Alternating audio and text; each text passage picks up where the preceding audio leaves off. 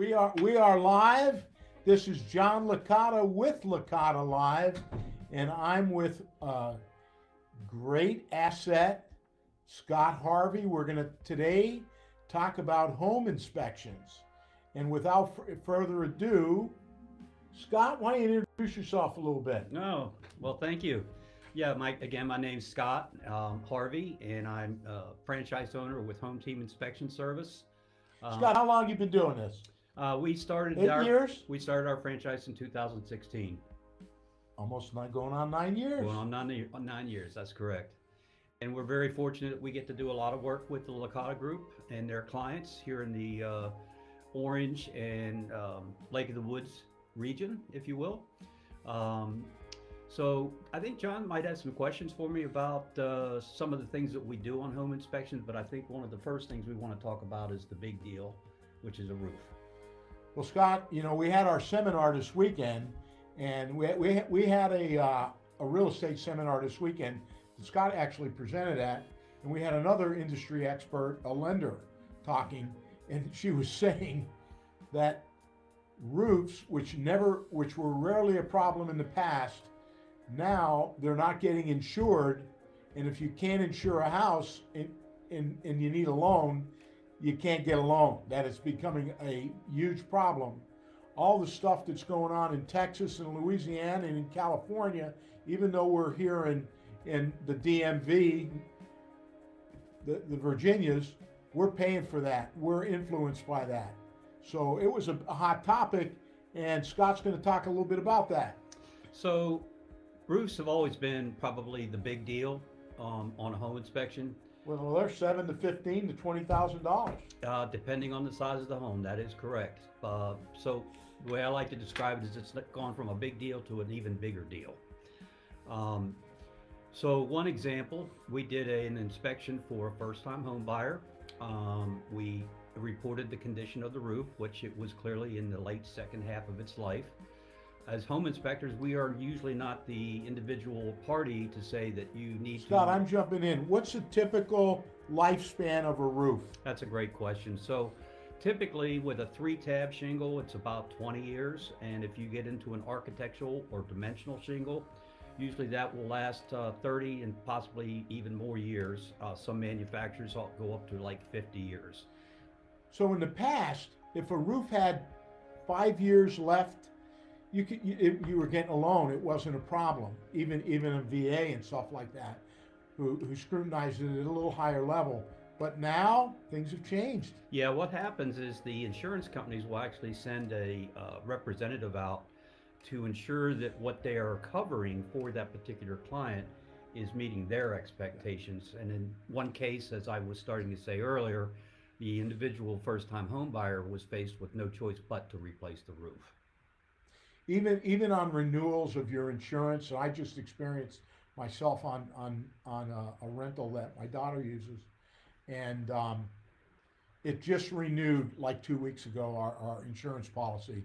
And this past weekend, guess who was out there looking? The insurance company sent someone out to just take a look at it, make sure it was as they expected. Yeah. So another good topic is if you happen to own a home with a crawl space, most folks do not like to go into a crawl space, but that is oftentimes where we find issues with either plumbing and or electrical. When you say most folks, who do you mean most folks? The homeowners? If you ask your wife to get in the crawl space, I ask her all the time. She's going to say no. She's smaller than me. And just generally speaking, most people don't go into their crawl space, but that's oftentimes where issues or problems can arise during a home inspection. Understand as a homeowner, depending on the size of the crawl space, and in Central Virginia, we have a lot of crawl spaces. There's going to be moisture. The report is going to say, going to reflect something. It's hot and cold, it's ground, even if it's covered, you're going to have a little bit with our Virginia weather. It rains, it pours. It never rains here. It just pours, or it doesn't. It gets hot. You're going to have some environmental stuff in there, right. And it's determined. It's designed for that. Right. The other thing we're going to have is radon. Talk a little bit about radon. Okay, so radon gas is the second leading cause of lung cancer, and it's managed by the EPA. The website for them is www.epa.gov/radon. So, as a home inspector, we also offer the services for testing for radon.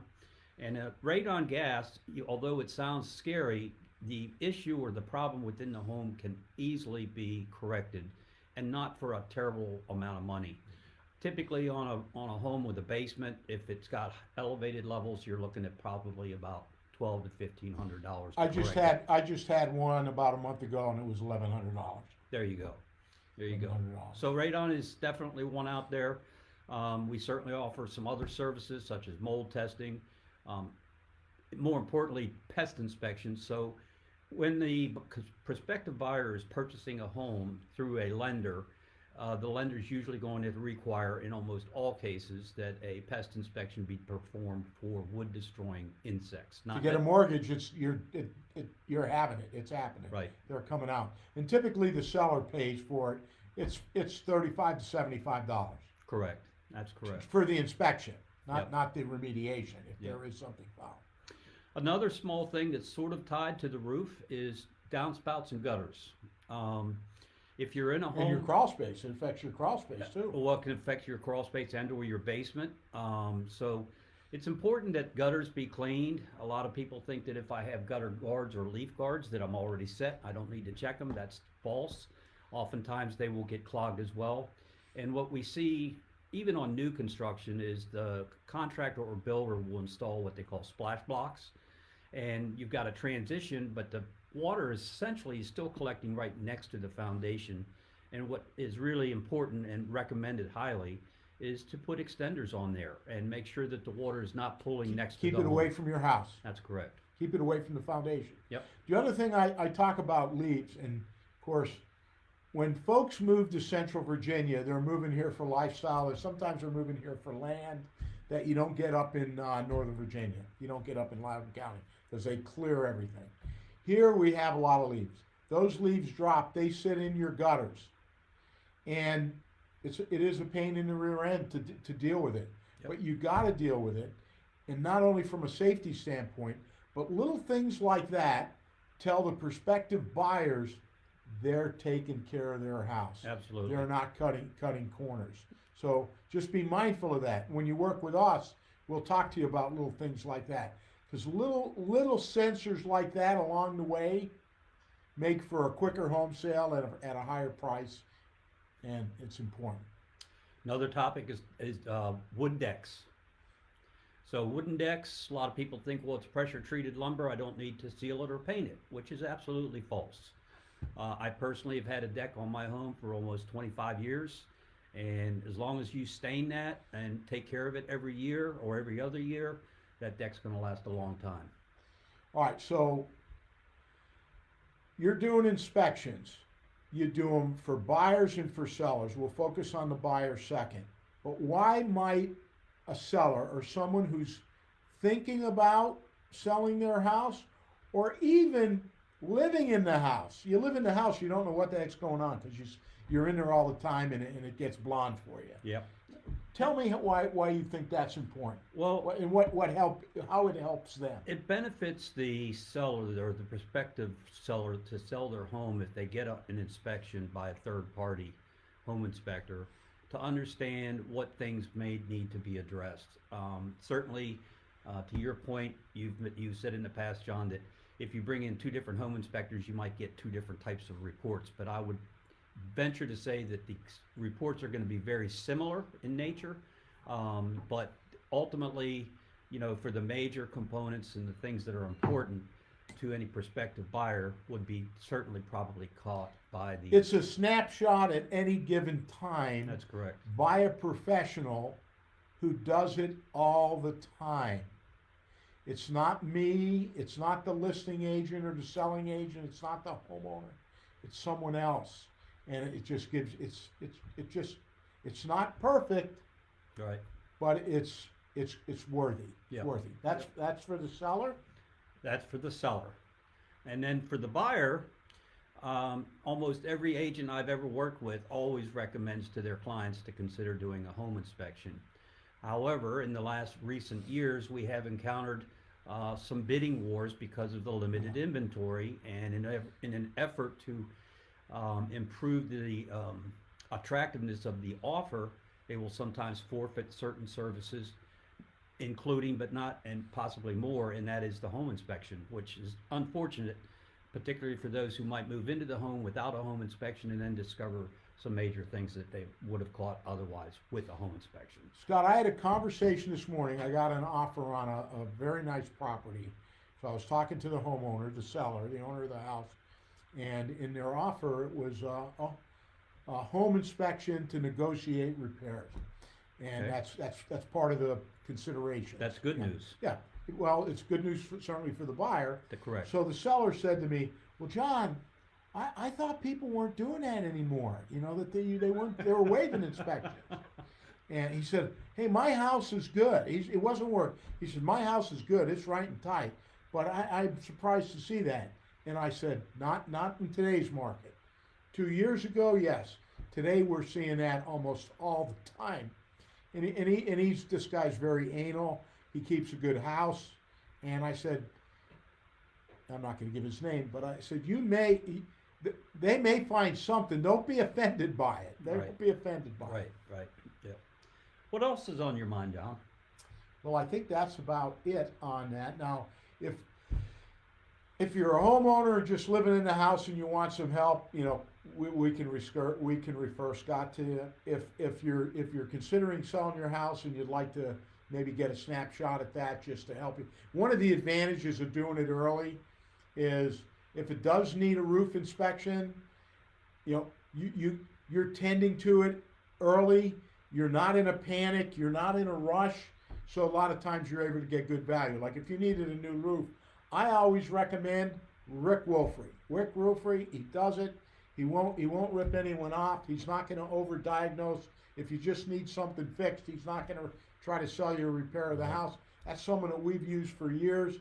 We're able to do that when there's some time, Yep. as opposed to a panic mode. Well, and to your point about the seller side, you can usually get repairs or improvements or replacements done usually for less money than if you're in a contract where you have to and required to go Yep. through a licensed contractor, whether it be a plumber, an electrician, and so forth. It's like early diagnosis and instead of stage 4 diagnosis. Be proactive. Yeah. And then the other side, on the buyer side, when we represent someone, doesn't always happen because there are circumstances like you're saying, these multiple offers or maybe new construction, the way the contract is written. However, it's good to have someone trusted that that's battle tested, that does a good job for Yep. something. Excuse me. Last but not least, there are 4 upcoming events that Licata Group has a hand in one way or another. So on the 6th, the Triad, which is Louisa, Madison, Orange, maybe even Culpeper, I'm sorry, a bunch of states, has an event at the government building. That is going to be to recognize what the Triad does in our community. And the Attorney General is going to be speaking at that. That is on the 6th. I'm happy to say that Kathleen Ayers on our team is a board member of Triad. On the April 26th, our yearly shred day that we open to everyone. It's free. We will have a shred truck right outside our office in the Food Lion Shopping Center off Route 3. You bring your items that you need shredded, and it's free, although most people make a donation that goes to the Orange County Animal Shelter and Fire and Rescue. Nice. Fire and Rescue. We usually raise $4,000 each year. That's April 26th, and that is ours. We do get the help from Fire and Rescue. On the 10th of May, that's the 26th of April, we do it after tax season. on the 10th of May, the Orange County Education Foundation, which I'm a board member, I'm actually the president of it, in Orange at Orange County High School, we're having our first shred day. It's through the Orange County Education Foundation. Licata Group will support that, and it's from 11 to 2, and that's through the other end of the county. All the money raised towards that, because it's free, but people do donate, donate a little bit. All that money goes to the teachers and to scholarships to the students. That's great. a great thing. That's great. And between April 12th and April 16th, we have the Licata Group Week of Giving. So friends and neighbors, community could bring stuff, non-perishable items for the Orange County Animal Shelter and the food pantry. Drop them off here at our office, and then we will make all that donation on everyone's behalf. We got away, we used to do that every year. We got away from it during COVID. We're getting it back, and you'll be surprised how many people in our community with 2 legs or 4 legs, because it is the Orange County Animal Shelter, need help, and we're happy to help. And we're an instrument of good. Our community, through Licata Group, we're an instrument of good. The Triad, Licata Group Shred Day, Orange County Education Foundation, Licata Group and Giving, you'll be hearing about that throughout. Thank you for listening. Thank you. We are done. Thank you, Scott. Have a great day.